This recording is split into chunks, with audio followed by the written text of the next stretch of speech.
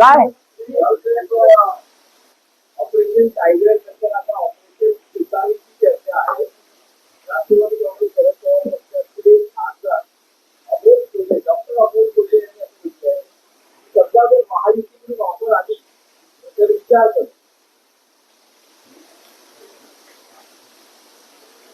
असं आहे की ऑपरेशन टायगर, ऑपरेशन तुतारी, एक दिवस ऑपरेशन कमळ सुद्धा होईल. आपापसात आपाप.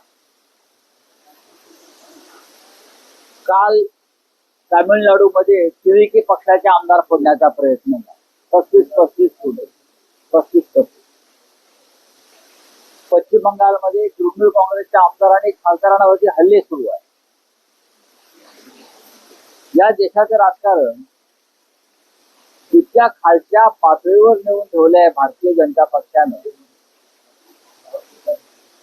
की भविष्यामध्ये सांगावं लागेल की या देशात केव्हा तरी लोकशाही होती. आता आपण जे काय म्हणतो ऑपरेशन तुतारी, आता याच्यावरती मी काय देऊ. डॉक्टर अमोल कोल्हे यांनी जर असं विधान केलं असेल तर ते दुर्दैव आहे. मी त्यांना ओळखतो. ते छत्रपती संभाजीराजांची भूमिका करतात. सध्या महात्मा फुल्यांच्या भूमिकेत आहेत. छत्रपती संभाजी आणि महात्मा फुले हे स्वाभिमानी आणि धर्माभिमानी, आणि त्यांच्या भूमिकेत शिरणारी व्यक्ती ही धर्मद्रोह आणि विचारद्रोह करणार नाही याची माझ्यासारख्या त्यांच्या चाहत्याला खात्री वाटते. महायुतीचा जर त्यांनी भूमिका मांडली असेल तर महायुतीमध्ये कोण आहे? महायुतीमध्ये धर्मद्रोही आहे, रामद्रोही आहेत ना. राम मंदिराच्या दानपेट्या लुटणाऱ्यांच्या पक्षात कोणी जाणार आहे का? किंवा हिंदुहृदय सम्राट शिवसेना प्रमुख बाळासाहेब ठाकरे यांच्या पक्षाची बेईमानी करणाऱ्या शिंद्यांच्या गटात कोणी जाणार आहे का? एकत्र आहे सगळे. हे रामद्रोही हिंदुद्रोही एकत्र आहे. त्यांच्यामध्ये जाण्याचा विचार जे करत असतील किंवा जे गेले आहेत त्यांना सुद्धा इतिहास धर्मद्रोही, हिंदुद्रोही आणि रामद्रोही म्हणून त्यांची गणना केली जाईल. कोणत्या अर्थानं कोल्हे बोललेत मला माहिती नाही, पण कोल्हे हे जेव्हा शिवसेनेबरोबर होते तेव्हा त्यांनी शिवसेनेत निष्ठेने काम केलं. मग माननीय शरद पवार साहेबांबरोबर गेले तेव्हा त्यांच्याबरोबर ते काम करतायत. आणि कोल्हे यांना निवडून आणण्यामागे त्या भागातल्या हजारो शिवसैनिकांची मेहनत आहे. हे जिल्हा प्रमुख आहेत पुण्यातले आमचे, बरं का, रामदास आबा धनवटे. त्यांना विचारा की कोल्ह्यांना निवडून आणण्यामध्ये मूळचा तो मतदारसंघ शिवसेनेचा. फक्त अमोल कोल्हे आहेत, संभाजी महाराज आहेत आमचे पडद्यावरचे, म्हणून आम्ही सगळ्यांनी त्यांना मनापासून त्यांचं काम केलं. त्याच्यामुळे अमोल कोल्हे यांनी जरी काही वक्तव्य केलं असलं तरी ते मूळ पक्षातच राहतील याच्याविषयी माझ्या मनात शंका नाही. आणि मुळात ती जागा महायुतीची नाही, ती मूळ जागा शिवसेनेची आहे, उद्धव बाळासाहेब ठाकरे. आणि ती जागा जिंकण्याची क्षमता फक्त आमच्यामध्येच आहे. का बरोबर ना? हा, आमचा साधा शिवसैनिक सुद्धा ती जागा जिंकू शकेल असा तो मतदारसंघ आहे. आणखी किती होता राज ठाकरेंनी काल ठाण्यात पक्षांतर केलेल्या खासदारांवर अत्यंत कठोर शब्दात टीका केली. अत्यंत कठोर योग्य शब्दात केली. त्यांचं म्हणणं असं आहे की प्रश्न हा विकत घेणाऱ्यांचा नाही तर विकले जाणाऱ्यांचा आहे. नक्कीच. आणि देह विक्री जर होणार असेल तर गिराईक तर असणारच. वाचणारच ना. राजकारणाचा जो गोलपिठा केलेला आहे, कोणी केला राजकारणाचा गोलपिठा? महाराष्ट्राच्या राजकारणाला प्रतिष्ठा होती, महाराष्ट्राच्या राजकारणाला एक विचार प्रवाह होता, विविध विचारांचे लोक होते, पण महाराष्ट्रासाठी ते एका प्रवाहात सामील होत होते.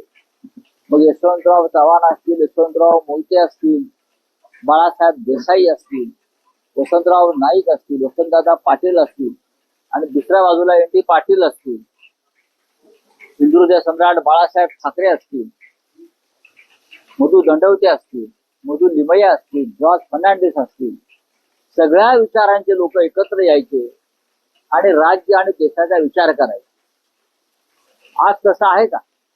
आज फक्त जी वकवक सुटलेली आहे सत्ताधारांना पक्ष फोडण्याची, ऑपरेशन करण्याची, एक दिवस यांचं ऑपरेशन कधी होईल त्यांनाच कळणार नाही. आता मी जर काय अगदी परखड बोललो ते म्हणा संजय राऊत शिवी देते, पण ज्या भाषेत जी भाषा एखाद्याला कळते त्या भाषेत बोलणं गरजेचं असतं. यांचं डीएनए एकदा टेस्ट करावा लागेल या सगळ्यांचा, हे खरोखर यांच्या अंगामध्ये महाराष्ट्राचं रक्त आहे की नाही, त्या भेसळ आहे. ऑपरेशन तुतारी करताय, मग ऑपरेशन आमचं पक्षाच्या टायगर बिगर नावं देऊ नका ऑपरेशनला. हे लांडगे आहेत, हे कोल्हे आहेत आणि बेसावत ठेवून तुम्ही अशा प्रकारची कामं करताय सत्तेचा वापर करून. यात कुठलं शौर्य आहे? राज ठाकरे जे बोलले ना ते अत्यंत योग्य आहे. दोन्ही बाजूने आहे ते. माल विकायला तयार आहे ना, माल विक्रीसाठी आधी तयार केला जातो. सचिन अहिरांचं काय झालं? सचिन अहिरांचं काय झालं? इकडले जे आमचे खासदार आहेत त्यांना फोडल्याचं बक्षीस म्हणून त्यांना उपसभापती केलं. पक्षात राहून त्यांनी कसं केलं की ते शिवसेनेमध्ये आहेत, पण काम कोणाचं करत होते?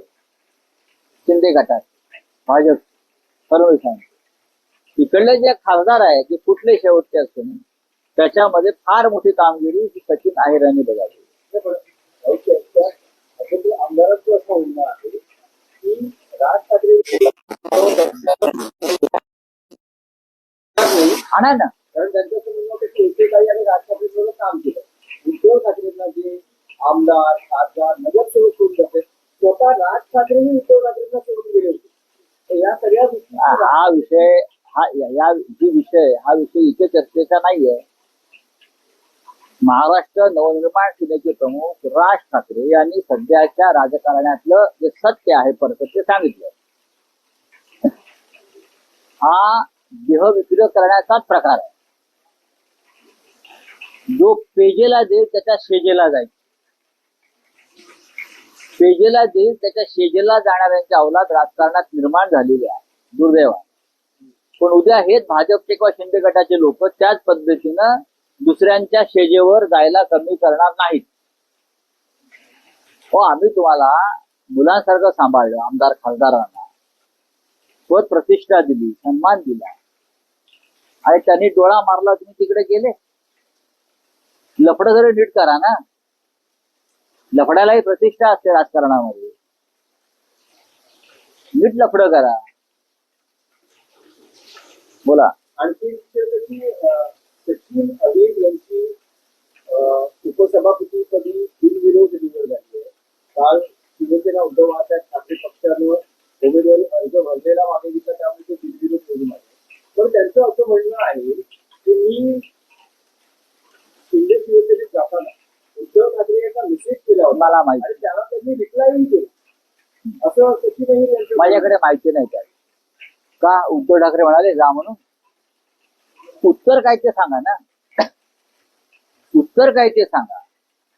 की सन्मान्य उद्धव ठाकरे असं म्हटले का वा वा वा वा छान छान सचिन आहे, तुम्ही उत्तम निर्णय घेतलात, हा असं बोलले का ते? त्यांची कुठेतरी व्यथा वेदना असेल ती त्यांनी व्यक्त केली असेल. ज्यांच्यावर उद्धव साहेबांनी विश्वास ठेवला अनेक कामात, ते जर अशा प्रकारे बेईमानी करून जात असतील तर त्या नेत्याची भावना काय असेल सांगा ना.